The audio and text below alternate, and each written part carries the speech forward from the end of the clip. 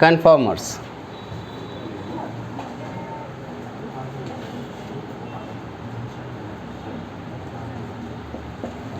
Conformers में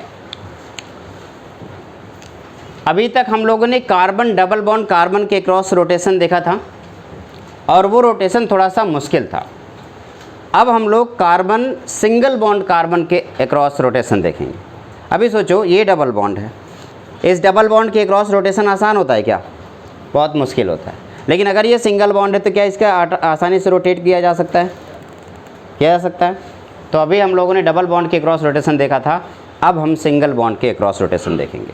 तो पिछली बार डबल बॉन्ड में तो कार्बन डबल बॉन्ड कार्बन था, कार्बन डबल बॉन्ड नाइट्रोजन था, या नाइट्रोजन डबल बॉन्ड नाइट्रोजन था। अभी सिर्फ सिंगल बॉन्ड, सिर्फ कार्बन सिंगल बॉन्ड कार्बन के बीच में रोटेशन होगा। तो क्या होगा? Rotation around carbon single bond carbon. अब इसके क्रॉस हमें रोटेशन देखना है। अब कार्बन सिंगल बॉन्ड कार्बन यानी कि ये रहा आपका sp3 और ये भी आपका क्या होगा बेटा? sp3। तो सबसे पहले sp3 का पूरा स्ट्रक्चर आपको पता होना चाहिए। ये sp3 स्ट्रक्चर है तो बताओ टेट्राहेड्रल होगा क्या? क्या होगा बेटा? टेट्राहेड्रल। और अगर ये टेट्राहेड्रल है तो बॉन्ड एंगल बताओ कितने डिग्री का होगा? बॉन्ड एंगल हो जाएगा 109.5 डिग्री, या अप्रॉक्सीमेटली होता है 109 डिग्री 28 मिनट। तो 109 डिग्री 28 मिनट ये इसका एंगल होता है। बट दिक्कत इस बात की होती है, अगर आप डिग्री और मिनट को कंपेयर करोगे तो 60 मिनट का 1 डिग्री होता है, तो 30 मिनट का हाफ डिग्री हुआ। यहाँ पे 28 मिनट है, तो 28 मिनट को हम क्या मान के चल सकते हैं कि आधा डिग्री है। तो इसलिए हम लोग 109 डिग्री 28 मिनट को 109.5 डिग्री लिख देते हैं आसानी के तौर पे, ताकि हमें मिनट ना लिखना पड़े, या आप में से किसी को मिनट समझ में नहीं आ रहा है तो वो डिग्री के फॉर्म में लिख सके। ओके, इससे पहले कि मैं कन्फर्मर्स आपको पढ़ाऊँ और इसके बीच के रोटेशन बताऊँ, 2 टाइप की 3 डायमेंशनल अरेंजमेंट आपको सिखाया था। उसमें एक था 100 हॉर्स रिप्रेजेंटेशन और दूसरा था न्यूमैन प्रोजेक्शन। याद आ रहा थोड़ा बहुत? तो 100 हॉर्स रिप्रेजेंटेशन और न्यूमैन प्रोजेक्शन एक बार वापस से समझा देता हूँ। सबसे पहला है 100 हॉर्स रिप्रेजेंटेशन।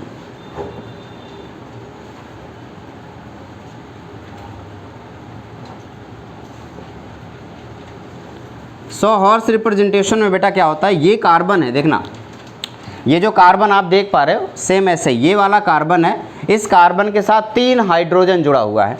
एक हाइड्रोजन मैं ऊपर की तरफ रख देता हूँ, 2 हाइड्रोजन मैं नीचे की तरफ ऐसे रख देता हूँ, और थोड़ा सा ऐसे बगल से देखता हूँ तो एक और कार्बन मुझे यहाँ पे दिखाई देता है। उसका एक हाइड्रोजन ऊपर की तरफ दिखता है और 2 हाइड्रोजन मुझे नीचे की तरफ ऐसे दिखाई देते हैं। मान लो ऐसा कुछ। मैंने क्या किया, अब इसको अगर मैं सामने से देखूं जरा, या यहाँ से आकर के देखूं इस एंगल पे, ये ऐसे है ना, इस वाले एंगल पे मैं यहाँ से आके देख रहा हूँ, या फिर इस वाले एंगल पे मैं इस बोर्ड के अंदर घुस करके देख रहा हूँ, तो मैं यहाँ से देखूं अगर,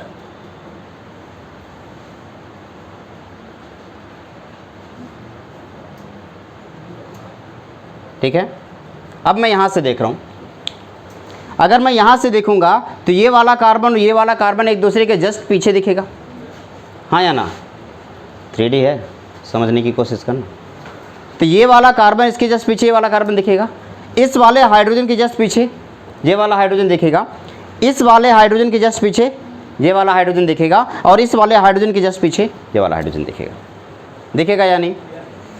तो अगर आपने कहा जैसे, अब देखो ये वाला 2 हाइड्रोजन दिख रहा है,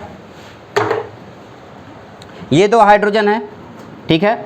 अभी ये दोनों हाइड्रोजन ऐसे हैं, तो आप एंगल पे देखोगे तो आप इसको क्लियर देख पा रहे हो। लेकिन अगर ये दोनों हाइड्रोजन एग्जैक्टली आप सामने से देखोगे तो क्या आपको दिखाई देगा? नहीं, एक दूसरे के ऊपर ओवरलैप दिखेगा। सामने वाला तो दिख रहा है लेकिन पीछे वाला नहीं दिख रहा है, लेकिन थोड़ा सा एंगल लाओगे तो आपको फिर से ये देखने लगेगा। तो ये आप एक पर्टिकुलर एंगल पे देख रहे हो, मैंने इस तरफ से देखा है, मैं यहाँ से देख रहा हूँ इसलिए मुझे अलग अलग दिख रहा है, लेकिन अगर मैं यहाँ से देखूँगा तो ये मुझे अलग अलग नहीं दिखेगा। सोचो अगर मैं थोड़ा सा ट्विस्ट कर देता, मैंने सिंगल बॉन्ड के क्रॉस रोटेशन, मैं इस वाले कार्बन को पकड़ूं और इस तरीके से घुमा दूं 180 डिग्री पे, या 180 डिग्री पे ना घुमाऊं, सिर्फ 60 डिग्री पे घुमाओ, कितने भी डिग्री पे घुमाओ, ये मेरी मर्जी, मैं घुमा के दिखाता हूँ। तो जैसे मैंने इसको घुमाया तो आपने क्या किया, इसको ऐसे घुमा दिया, थोड़ा सा ऐसे घुमा दिया। तो उस केस में मैंने इसको मैं अलग तरीके से बना देता हूँ। मैंने ये 2 कार्बन है और इसका पे एक हाइड्रोजन है और उसके बाद एक कार्बन है। इस वाले कार्बन को तो मैंने छेड़ा ही नहीं ना, ये जैसे था वैसे ही है। तो यहाँ पे इसका जो हाइड्रोजन है वो यहाँ दिखेगा और ये जो हाइड्रोजन है यहाँ पे, ये वाला जो हाइड्रोजन है वहाँ पे। अब आपको फिर से यहीं से देखना है, आप अपनी आँखों को यहीं पे टिकाए रखिए, आप फिर से यहीं से देखिए। इस बार जब आप यहाँ से देखोगे ना तो आपको कुछ अलग दिखेगा। ये जो दिख रहा है,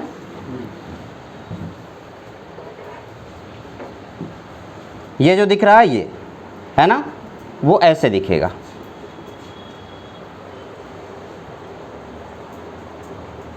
कैसा दिख रहा है?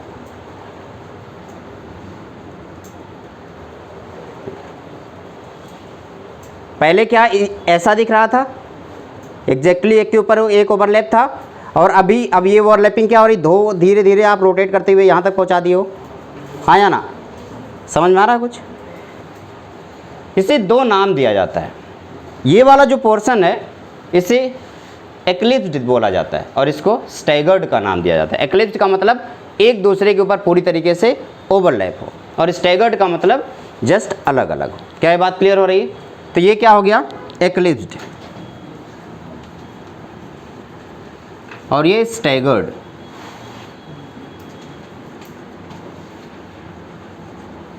तो हमारे पास एक्लिप्स्ड और स्टैगर्ड 2 फॉर्म है। ये कौन सा रिप्रेजेंटेशन है? 100 हॉर्स रिप्रेजेंटेशन, घोड़े की तरह दिखने वाला 100 हॉर्स। वो अलग बात है, कहीं से तो नहीं दिख रहा घोड़े जैसा, लेकिन ओके। अब इसको 1 मिनट और सोचो जरा, इसी को, इस 100 हॉर्स रिप्रेजेंटेशन को न्यूमैन ने कैसे बनाया? Newman projection.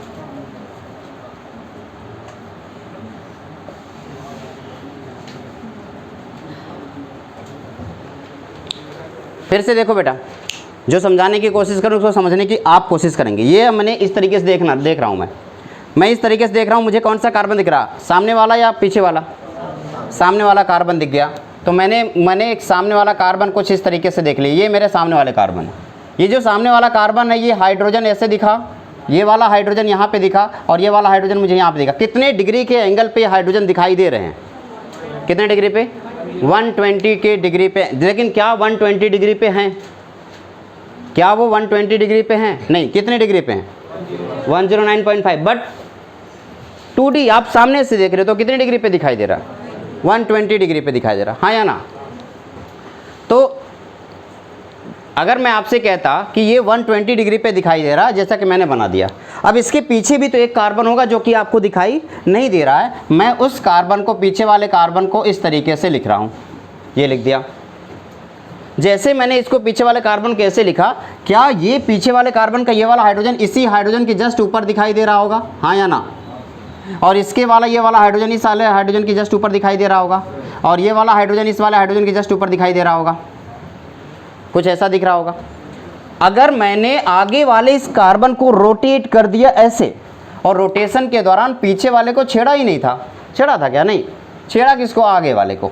तो जैसे मैंने ये वाला जो हाइड्रोजन है वो एज इट इज रहेगा, ये वाला हाइड्रोजन यहाँ पे एज इट इज रहेगा, ये वाला हाइड्रोजन एज इट इज रहेगा। अब ये वाला जो हाइड्रोजन है इसको मैंने क्या किया? ऐसे रोटेट कर दिया, 60 डिग्री पे मैंने रोटेट कर दिया। तो ये हाइड्रोजन यहाँ पे आ गया, ये हाइड्रोजन यहाँ पे आ गया, और ये वाला हाइड्रोजन यहाँ पे आ गया। बताओ कौन से कंडीशन में हाइड्रोजन एक दूसरे के ऊपर ओवरलैप कर रहे हैं? कौन से वाले में बेटा? फर्स्ट वाले में। और सेकंड वाले में हाइड्रोजन एक दूसरे के ऊपर ओवरलैप नहीं कर रहे हैं। तो ये हो गया आपका एक्लिप्स्ड, और ये क्या हो गया? स्टैगर्ड। तो एक्लिप्स्ड और स्टैगर्ड में, अब फिर से सुनना, जो पूछूं बस उसका आंसर अपनी दिमाग से सोच करके आंसर देना। एक्लिप्स्ड और स्टैगर्ड में किसमें ओवरलैपिंग ज़्यादा है? एक्लिप्स्ड में। और ओवरलैपिंग ज़्यादा होने की वजह से मॉलिक्यूलर एनर्जी ज़्यादा होती है। तो मॉलिक्यूलर एनर्जी किस में ज़्यादा है? एक्लिप्स्ड में। मॉलिक्यूलर एनर्जी ज़्यादा होने की वजह से स्टेबिलिटी कम होती है। तो कौन ज़्यादा स्टेबल है? स्टैगर्ड ज़्यादा स्टेबल है। स्टेबिलिटी किसकी ज़्यादा है? स्टैगर्ड की। और मॉलिक्यूलर एनर्जी किसकी ज़्यादा है? इक्विलिब्रियम की। क्या बात क्लियर हो गई? गुड। अगर मैं एनर्जी का ग्राफ बनाऊं तो क्या आप बना पाओगे? ध्यान से सुनना, पहले आप अभी कोई लिखेगा नहीं, लिखने का प्रॉपर टाइम दूंगा। अगर ये लिख लिया इसमें ना बेटा समझ में नहीं आएगा, हवा भी नहीं लगे कहाँ गया। बहुत टफ टॉपिक है अपने आप में ये। हवा नहीं लग रहा है? ऐसे चला दोगे तो लगेगा। अच्छा बंद कर दिया ऐसे बेटा, तबीयत खराब हो रही है क्या अभी?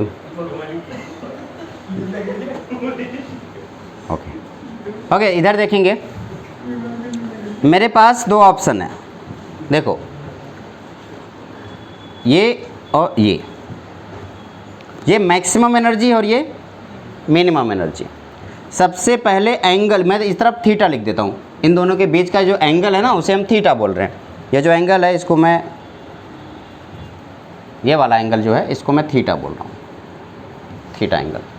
अब सोचो पहले थीटा 0 डिग्री पे था, अगर थीटा 0 डिग्री पे था तो क्या एक दूसरे के ऊपर जस्ट ओवरलैप था? यही तो था, थीटा 0 डिग्री पे है, देखो ओवरलैपिंग है। आप दूर से देखोगे तो आपको ओवरलैप नहीं दिखेगा, लेकिन अगर ये आप पास आकर के देखोगे तो आपको ओवरलैपिंग दिखेगी इसे। लेकिन ये एक दूसरे के ऊपर ओवरलैप करे। क्लियर है ना? हर किसी की तरफ जब जाएगा तो उसे आपको दिखाई देगा। एक टाइम आएगा जब आपको एक ही मार्कर दिख रहा होगा, और जब आप बगल से देखेंगे तो आपको मार्कर 2 दिख रहे हैं। ठीक है, तो इसे ओवरलैपिंग एरिया बोलते हैं। इस टाइम पे एंगल मैं कितनी डिग्री मान लेता हूँ? 0 डिग्री। क्या कितनी डिग्री है? 0 डिग्री। अब मैं रोटेशन कर रहा हूँ, ये रोटेशन है, इस रोटेशन की वजह से आपको एंगल दिखने लगा, हाँ या ना? अब सोचो ज़रा, ये दो मार्कर दोनों एक दूसरे से 120 डिग्री पे हैं। ये दो मार्कर कितने डिग्री पे हैं? 120। और पीछे वाला कार्बन का हाइड्रोजन ये रहा। अब ये हाइड्रोजन अभी कितने डिग्री पे है? 0 डिग्री पे। और फिर मैं इसे घुमा रहा हूँ, बढ़ाते बढ़ाते। बताओ जैसे जैसे मैं घुमाऊंगा क्या रिपल्सन कम होगा या बढ़ेगा? रिपल्सन, अभी सबसे ज़्यादा रिपल्सन है। जैसे जैसे मैं घुमा रहा हूँ रिपल्सन कम हो रहा है या बढ़ रहा है? कम हो रहा है, कम होता गया, कम होता गया। जब मिनिमम हो जाए बता देना, रुक जाओ। बताओ मिनिमम हो रहा है क्या? अभी और हो सकता है, और हो सकता है, रुक जाऊँ? रुक गया। कितने डिग्री के एंगल पे ये मिनिमम हो रहा है? टोटल 120 डिग्री का था, अभी कितने डिग्री पे मिनिमम हो रहा है? 60 डिग्री पे। तो अगर मैं रोटेशन करता जाऊं तो मैं 60 का एंगल बना रहा हूं। पहले मैंने 0 डिग्री पे रखा, फिर मैंने एंगल 60 डिग्री तक उसे रोटेट कर दिया, फिर थोड़ा सा एंगल 120 डिग्री तक रोटेट किया, फिर 180 डिग्री तक, फिर 240, फिर 300, और फिर आखिरी में 360 तक मैंने उसे रोटेट किया है। और ये एंगल है थीटा। बताना, जब एंगल 0 डिग्री था, जब एंगल ये वन दोनों के बीच में 120 डिग्री का एंगल, ये दूसरे प्लेन, जब एंगल 0 डिग्री था तो क्या रिपल्सन सबसे ज़्यादा था? और रिपल्सन सबसे ज़्यादा था तो एनर्जी सबसे ज़्यादा था। एनर्जी रिपल्सन डायरेक्टली प्रोपोर्शनल है, तो ये रहा एनर्जी, ये मैक्सिमम है और ये मिनिमम है। बताना 0 डिग्री पे क्या मैक्सिमम एनर्जी रहा होगा, हाँ या ना? अब जब मैंने रोटेट करते करते 60 तक मैं पहुंच गया तो एनर्जी डाउन होते होते कहाँ तक पहुंचेगी? मिनिमम तक पहुंचेगी। ये मैक्सिमम है, ये मिनिमम की लाइन है। जब मैं रोटेशन करते करते उसे 60 डिग्री तक पहुंचाया तो एनर्जी डिक्रीज कर रही थी ना, और डिक्रीज करते करते मिनिमम पोजीशन पहुंच गई होगी। तो क्या मैं इस तरीके से ग्राफ बना दूँ यहाँ तक, हाँ या ना? फिर जैसे वो 60 पे आ गया, जैसे वो 60 पे आया, ये देखो ये 60 पे आ गया, अब उसके बाद वापस से मैं एंगल बढ़ाता जाऊंगा तो क्या होगा? रिपल्सन फिर से बढ़ रहा है, बढ़ते बढ़ते बढ़ते बढ़ते मैक्सिमम कहाँ हो जाएगा? 120 डिग्री पे फिर से मैक्सिमम हुआ। तो आपने कहा कि जैसे 60 को आगे बढ़ाओगे 120 डिग्री तक ये मैक्सिमम होते होते कहाँ तक पहुँच जाएगा? मैक्सिमम फुल्ली स्टैगर्ड तक पहुँच जाएगा, हाँ या ना? तो आपने कहा कि पहले एनर्जी डिक्रीज हुई और फिर एनर्जी क्या हो रही है बेटा? इंक्रीज हो रही है। तो एनर्जी पहले डिक्रीज हुई और फिर एनर्जी इंक्रीज हो रही है।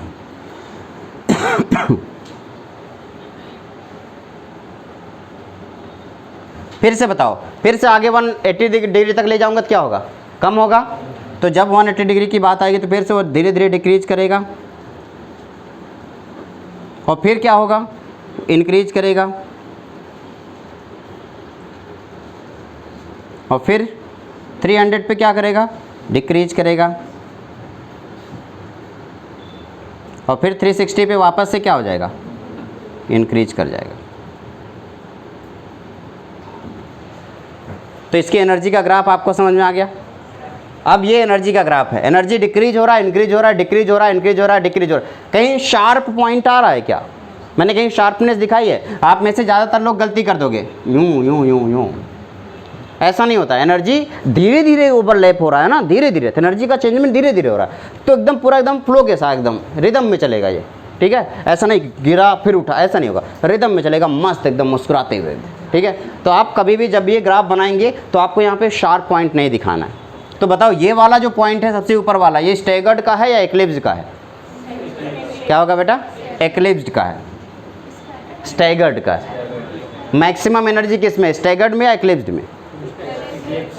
एक्लिप्स्ड में एनर्जी ज़्यादा है और स्टैगर्ड में एनर्जी कम है। तो बताओ ये एनर्जी ज़्यादा वाला किस में है? एक्लिप्स्ड। तो ये हो गया एक्लिप्स्ड और ये क्या हो गया? स्टैगर्ड। तो आपके पास स्टैगर्ड और एक्लिप्स्ड दोनों हो गया। अब अगर मैं आपसे कुछ क्वेश्चन पूछूं आप फटाफट बताओगे। मैं जानना चाहता हूं कि maximum energy and minimum stability ये किसकी है? तो आप कहेंगे कि ये किसके लिए है बेटा? एक्लिप्स्ड के लिए। और फिर अगर मैं स्टैगर्ड की बात करता तो आप कहते हैं कि minimum energy and maximum stability. ये जो मैंने कन्फर्मर्स बनाए हैं, ध्यान देना, ये दो कन्फर्मर्स मैंने आपको बनाए, एक स्टैगर्ड बताया, एक एक्लिप्स्ड बताया। अब हो सकता है कि आपके दिमाग में एक सवाल आए, क्या सर किसी और एंगल पे इसका कोई नाम नहीं होगा? ऐसा भी तो हो सकता है कि मैं ना तो जीरो पे रखूं ना ही इस पर रखूं, मैं इसके बीच में रख दूं, तो क्या उसका कोई अलग नाम होना चाहिए? हाँ होना चाहिए, उसका नाम होता है स्क्यू। फिर से यहाँ पे लिख देता हूँ, अगर थीटा की वैल्यू 0 डिग्री है, थीटा की वैल्यू कितनी डिग्री है बेटा? 0 डिग्री, तो बताओ क्या होगा? एक्लिप्स्ड होगा। और अगर थीटा की वैल्यू 60 डिग्री है तो बताओ क्या होगा? स्टैगर्ड होगा। और अगर थीटा की वैल्यू 0 से बड़ी है बट 60 से कम है तो उसे स्क्यू बोलते हैं। क्या बोलेंगे? Skew form. तो बताओ स्क्यू फॉर्म तब होगा जब थीटा की वैल्यू ये जो दो पॉइंट मैंने देखा ना, इन दोनों के पॉइंट के बीच में कोई भी एंगल पे आ जाए वो स्क्यू होगा। इन दोनों पॉइंट के बीच में कोई भी एंगल आया स्क्यू होगा। मैक्सिमम मिनिमम पॉइंट के बीच में कहीं पर भी अगर मैं एक लाइन ड्रॉ कर दूं तो वो किसके लिए होगा? स्क्यू के लिए होगा। क्या ये बात क्लियर हो रही है? तो मैं यहाँ पे रैंडमली मैंने एक ऐसा पॉइंट ड्रॉ कर दिया तो ये किसके लिए हो गया बेटा? ये स्क्यू के लिए हो गया। क्या ये क्लियर हो गया ना? अब इसको अपनी कॉपी में जल्दी से नोट करेंगे। फिर जा करके अभी इस किसके लिए बनाया? ये कन्फर्मर्स किसका था? किसका था बेटा? ये इथेन का कन्फर्मर्स था, ठीक है ना। ये इथेन का कन्फर्मर्स था। अब हम प्रोपेन और ब्यूटेन का कन्फर्मर्स डिस्कस करेंगे।